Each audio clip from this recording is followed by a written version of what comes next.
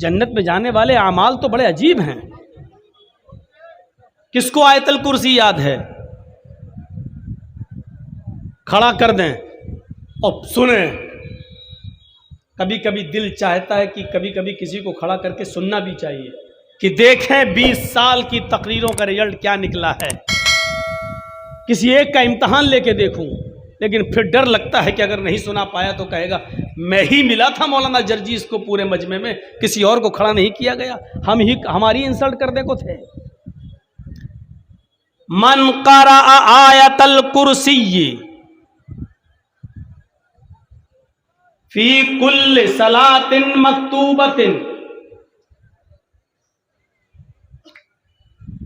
لم یمنعہ من دخول الجنۃ الا الموت. نبی اکرم صلی اللہ علیہ وسلم نے تو یہ فرمایا کہ جس نے ہر فرض نماز کے بعد آیت الکرسی پڑھی، جس نے ہر فرض نماز کے بعد آیت الکرسی پڑھی،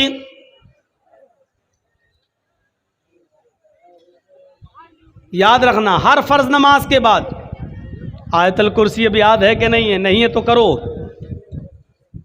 من قرأ آیت الکرسی من کل صلاۃ مکتوبۃ، ہر فرض نماز کے بعد جس نے آیت الکرسی کو اپنا وظیفہ بنایا، اس کو پڑھنا شروع کیا اور اپنی عادت بنائی، لم یمنعہ من دخول الجنۃ الا الموت، اس کو جنت میں جانے سے موت کے سوا کوئی چیز نہیں روک رہی ہے. یعنی موت اس کو جنت میں جانے سے روک رہی ہے بس. یعنی وہ مر نہیں رہا ہے، جب مرے گا تو جنت میں چلا جائے گا. اس کو جنت میں جانے سے اگر کوئی چیز روک رہی ہے تو موت روک رہی ہے. یہ تھے جنت میں جانے والے راستے، لیکن ہمیں پتہ کہاں ہے. تو ہمارے اعمال کیسے ہیں یہ دیکھیے. اور یاد رکھیے ایک چیز آپ کو اور یاد دلا دوں، کوئی ضروری نہیں ہے کہ ہم زندگی بھر اچھے عمل کرتے رہیں اور جنت ہی میں چلے جائیں. آپ کو معلوم ہے صحیح بخاری کا وہ منظر دیکھیے، پوری زندگی نیک عمل کیا صحابی رسول. اور کون صحابی رسول؟ اللہ کے رسول کے پیچھے نمازیں بھی پڑھتے تھے، نبی اکرم صلی اللہ علیہ وسلم کے ساتھ عمرہ بھی کیا، نبی کے ساتھ چلتے تھے پھرتے تھے، نبی کو دیکھا تھا، نبی کو دیکھ کر ایمان بھی لائے تھے، تہجد کی نماز بھی پڑھتے تھے. غزوہ احد کے موقع پر سب سے آگے لڑنے میں وہی تھے، سب سے پہلے تلوار انہوں نے ہی میان سے نکالی، سب سے پہلے کافروں کے بھیڑ میں وہی گھسے، کئی کافروں کو مارتے چلے گئے. نبی اکرم صلی اللہ علیہ وسلم سے صحابہ نے عرض کیا، ایک صحابی ایسے تھے کہنے لگے اللہ کے رسول اس نے تو حق ادا کر دیا، دیکھیے کتنی بہادری سے لڑ رہا ہے، کئی کافروں کی گردنیں اڑاتا ہوا چلا جا رہا ہے، دیکھیے کتنی مہارت سے لڑ رہا ہے. بخاری کے الفاظ پر غور کیجئے، اللہ کے نبی صلی اللہ علیہ وسلم مسکراتے ہیں اور کہتے ہیں جس نے کسی جہنمی کو نہ دیکھا ہو فَلْيَنْظُرْ إِلَىٰ هَٰذَا، وہ اس آدمی کو دیکھ لے یہ جہنمی ہے. کس کے بارے میں؟ صحابی کے بارے میں. ہم تو نماز پڑھ کے نکلتے ہیں داڑھی پہ ہاتھ پھیرتے ہوئے تو ایسا لگتا ہے جیسے اللہ پر بہت بڑا احسان کر کے آ رہے ہیں. یہاں نبی کے ساتھ رہا، نبی کے ساتھ اٹھا، نبی کے ساتھ بیٹھا، نبی کے ساتھ چلا، یہاں تک کہ جنگیں بھی لڑی. غزوہ احد میں سب سے آگے آگے لڑ رہا ہے. اور اللہ کے رسول نے کیا کہا؟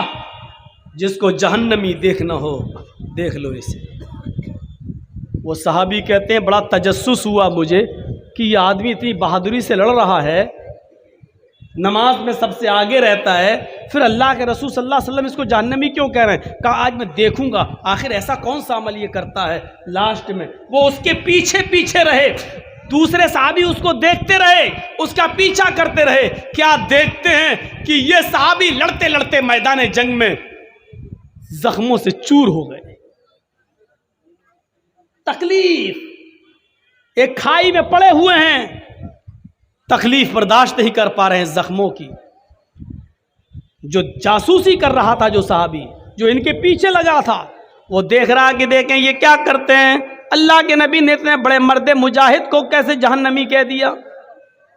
جب اس صحابی کی تکلیف بہت زیادہ بڑھ گئی، لڑتے لڑتے جب وہ زخمی ہو گئے تو انہوں نے اپنی تلوار زمین کے اوپر گاڑ دی، آدھی زمین کے اوپر گاڑی، اور سینے کا حصہ اس تلوار کی نوک کے اوپر رکھ دیا، اور پورا کا پورا وزن اس تلوار کے اوپر انہوں نے ڈال کر تلوار اپنے اندر داخل کر لی، یعنی خودکشی کر لی.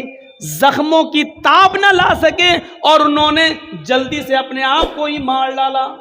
ایسی زندگی سے تو مر جانا ہی بہتر ہے. اب ایسی تڑپ تڑپ کے موت سے کیا فائدہ ہے؟ ہمیں کافروں نے اتنی جگہ سے ہمیں کاٹ ڈالا ہے کہ اب میں زندگی بھر تڑپ تڑپ کے کیوں مروں. انہوں نے تلوار زمین کے اوپر گاڑی اور اپنا وزن اس کے اوپر رکھ دیا اور خودکشی کر لی. ختم.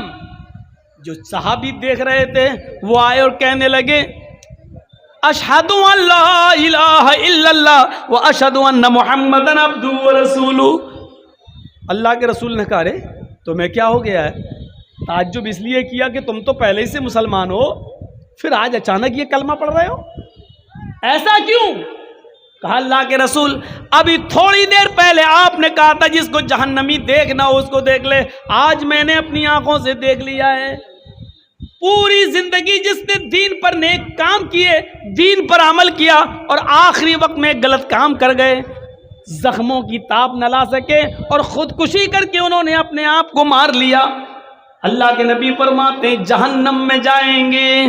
ضروری نہیں ہے کہ نیک عمل ہم کریں اور جنت مل جائے، آخری عمل دیکھا جائے گا ہمارا، آخر وقت میں ہمارا عمل کیسا رہا. انما الاعمال بالخواتیم، اعمال کا دار و مدار آخری عمر سے ہوتا ہے. ایک انسان زندگی بھر نیک عمل کرتا ہے، یہاں تک کہ اس کے اور جنت میں جانے کے درمیان صرف ایک بالشت کا فاصلہ رہ جاتا ہے، ایک ہاتھ کا فاصلہ رہ جاتا ہے، لیکن یہی سے اللہ اس کی نیت کو، اس کے دل کو بدل دیتا ہے، اور پھر وہ گناہوں کے کاموں میں ملوث ہو جاتا ہے، گناہوں کے کاموں میں پڑ جاتا ہے، اور اس کے بعد وہ آدمی جنت میں جانے سے رہ جاتا ہے اور جہنم کا مستحق ٹھہر جاتا ہے. ہماری اور آپ کی عمریں دھیرے دھیرے کم ہوتی چلی جا رہی ہیں، ہم قبر کے قریب ہوتے جا رہے ہیں بلکہ جنت یا جہنم کے قریب ہوتے چلے جا رہے ہیں. جب اس صحابی نے پوری زندگی عمل کیا لیکن آخری وقت میں غلط کام کر گئے، خودکشی کر لی، تو جہنم میں جا. بخاری شریف کے صفحات پر ایک دوسرا منظر دیکھیے.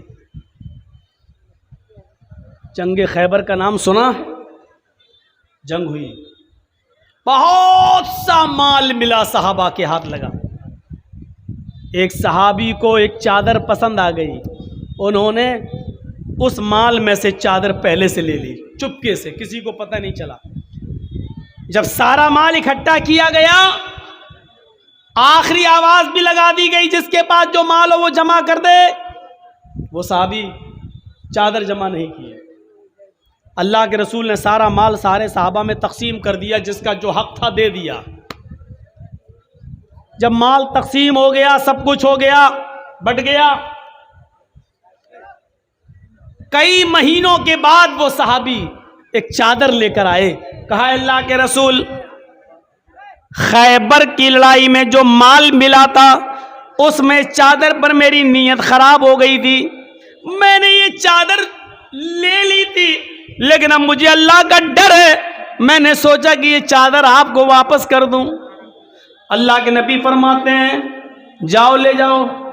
اب اس چادر کو میں کتنے ٹکڑوں میں بانٹوں اور اس چادر کے کتنے حصے کر کے سارے صحابہ میں تقسیم کروں؟ نہیں، اب تم سے اس چادر کو قبول نہیں کیا جائے گا. جاؤ قیامت کے دن اب یہ چادر لے کر آنا. آپ نے اپنی زندگی میں وہ چادر قبول نہیں کی. ایک دن ایسا آیا، ایک جنگ کے اندر یہ صحابی شہید کر دیے گئے، قتل کر دیے گئے. صحابہ کہنے لگے ان کو مبارکباد ہو، یہ صحابی لڑتے لڑتے میدان جنگ میں قتل کر دیے گئے، ان کو مبارک ہو، جنت ان کو مبارک ہو. اللہ کے نبی فرماتے ہیں ہرگز نہیں، ہرگز نہیں۔ غور کرو، پانچوں وقت نمازی ہیں، تہجد گزار ہیں، فجر کی نماز بھی کبھی جماعت نہیں چھوٹتی ہے، تکبیر اولا بھی فوت نہیں ہوتی ہے، چادر پیش بھی کر دی لیکن نبی اکرم نے نہیں لی، اس کے باوجود نماز اور روزے میں انہوں نے کمی نہیں کی، جنگیں لڑتے رہے، برابر اللہ کے نبی کے ساتھ جنگ میں شریک ہوتے رہے، یہاں تک کہ ایک جنگ میں شہید بھی کر دیے جاتے ہیں، لیکن اللہ کے نبی کہتے ہیں، صحابہ نے کہا ان کے لیے خوشخبری ہو، اللہ کے نبی فرماتے ہیں نہیں، ان کے لیے خوشخبری کیسے ہو سکتی ہے؟ ان الشملۃ التي اخذها یوم خیبر لا تشتعل علیہ نارا، یہ ہے بخاری شریف کی حدیث کے الفاظ۔ اللہ کے نبی فرماتے ہیں ایک چادر جو تقسیم ہونے سے پہلے انہوں نے لے لی، ایک چادر جنہوں نے چرا لی، ایک چادر جنہوں نے چھپا لی، وہ چادر جو تقسیم نہیں ہو سکی صحابہ میں، وہ ایک چادر اس صحابی کے اوپر جہنم کا انگارہ بن کر بھڑک رہی ہے، لا تشتعل علیہ نارا، وہ چادر ان کے اوپر جہنم کی آگ بن کر بھڑک رہی ہے، یعنی اس چوری کی سزا، اس امانت میں خیانت کی سزا ان کو جہنم میں پہلے بھگتنا پڑے گی۔ ایک چادر، اور وہ بھی صحابی رسول۔ ہم اپنے سماج اور سوسائٹی پر غور کریں، کتنے لوگوں کی زمینوں پر ہم نے قبضے کیے ہوں گے، کتنے لوگوں کو ہم نے اپنے پاور اور اپنی حیثیت سے دبا کر رکھا ہوگا، کتنے یتیموں کا حق مارا ہوگا، اور کتنے لوگوں کا ہم نے ناجائز فائدہ بھی اٹھایا ہوگا۔ ایک آدمی بیمار ہے، اس کی 2 لاکھ روپے کی زمین ہے، لیکن اس کی ماں بیمار ہے، باپ انتقال کر چکا ہے، بیچارہ اپنی ماں کا علاج کرانا چاہتا ہے، اس کی زمین کی قیمت 2 لاکھ روپے ہے، لیکن ہم اب خوش ہو رہے ہیں، کیوں؟ کیونکہ اس کی ماں بیمار ہے، اب وہ اپنی ماں کے علاج کے لیے زمین بیچے گا اور مجبوری میں 2 لاکھ کی زمین 1.5 لاکھ میں دے گا۔